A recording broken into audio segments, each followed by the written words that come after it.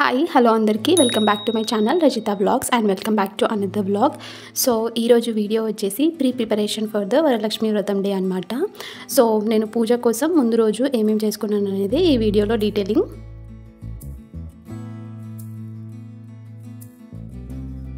So అన్నీ ఒకేసారి కంప్లీట్గా చేసుకోవడం మార్నింగే కుదరదు కాబట్టి నేను కొన్ని చిన్న చిన్న పనులు అయితే ముందుగానే ప్రిపేర్ చేసుకొని పెట్టుకుంటున్నాను అనమాట. అండ్ ఈ వ్లాగ్లో నా కంప్లీట్ ప్రిపరేషన్ జర్నీ అయితే చూపిస్తాను. నేనైతే ముందే పూజకు కావాల్సిన ఐటమ్స్ అన్నీ రెడీ చేసుకొని పెట్టుకుంటున్నాను అనమాట. ఎస్పెషల్లీ గాడ్ ఫొటోస్ అన్నీ క్లీన్ చేసేసి నీట్గా క్లీన్ చేసి పెట్టుకున్నాను అనమాట. అండ్ నెక్స్ట్ డే కోసం నేను కావాల్సిన నాకు సెల్ఫ్గా రెడీ అవ్వాల్సిన థింగ్స్ ముందే ప్రిపేర్ చేసుకున్నాను, మార్నింగే హడావిడి ఏం లేకుండా. అండ్ నెక్స్ట్ డే కోసం అయితే పూజలో కావాల్సిన సామాన్లు అయితే నేను అన్నీ ఒక లిస్ట్ ప్రిపేర్ చేసుకొని ఏమేమి కావాలి అని అన్నీ అరేంజ్ చేసి పెట్టుకున్నాను అనమాట. నేనైతే దేనికైనా మినిమైజ్డ్ అయితే ఫాలో అవుతాను, ఎంతవరకు అవసరమో అంతే యూజ్ చేస్తాను అనమాట.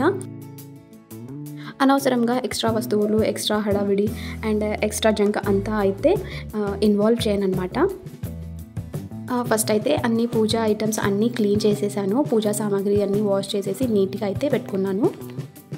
మనకి పూజలో కావాల్సిన థింగ్స్ అన్నీ నెక్స్ట్ డే మార్నింగ్ అయితే మనకి క్లీన్ చేయడానికి అప్పటికప్పుడే ఆ జిడ్డు అంత కుదరదు కాబట్టి నేను ముందే అంతా క్లీన్ చేసుకొని పెట్టుకున్నాను అనమాట.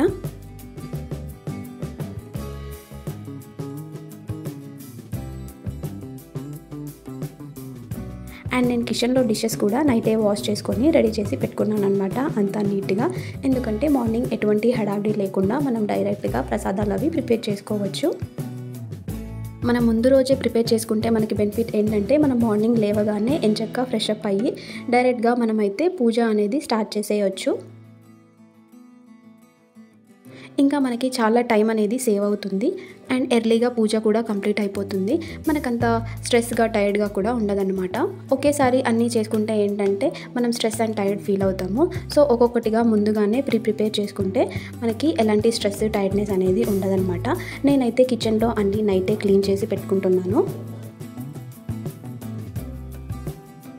అండ్ నెక్స్ట్ డే నేనైతే పూజ కూడా సింపుల్గానే చేద్దామని ప్లాన్ చేసుకున్నాను. ఏ హడావిడి లేకుండా గాడ్ ఫొటోస్ని నీట్గా పెట్టుకొని అండ్ సింపుల్గా ఒక 1 or 2 ప్రసాదం అయితే ప్రిపేర్ చేసుకొని నేనైతే సింపుల్గా పూజనైతే కంప్లీట్ చేసుకుందామని ప్లాన్ అయితే చేసుకున్నాను.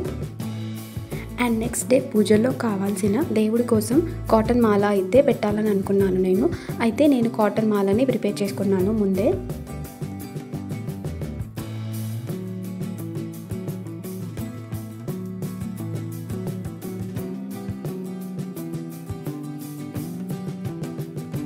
మనం వ్రతం అయితే చేసుకోలేకపోయినా మనం సింపుల్గా పీస్ఫుల్గా డివోషనల్తో సింపుల్గా పూజ అయితే చేసుకోవచ్చు.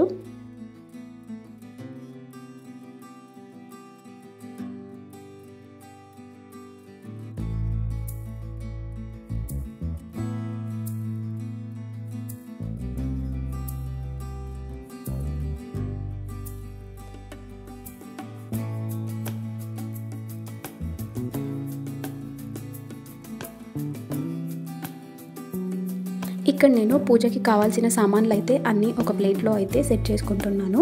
మనం ఏదైనా వస్తువు మర్చిపోకుండా ముందే అన్నీ అరేంజ్ చేసుకొని ఒకేసారి పూజ దగ్గర పెట్టుకుంటే మనం మాటికి లేచి వెతుక్కొని తీసుకోవాల్సిన అవసరం అనేది ఉండదన్నమాట. పూజకు అవసరమైన సామాన్లు మనం ముందుగానే ఒక లిస్ట్ ప్రిపేర్ చేసుకుంటే మనకి చాలా బెనిఫిట్ అండ్ టైం సేవ్ అనమాట.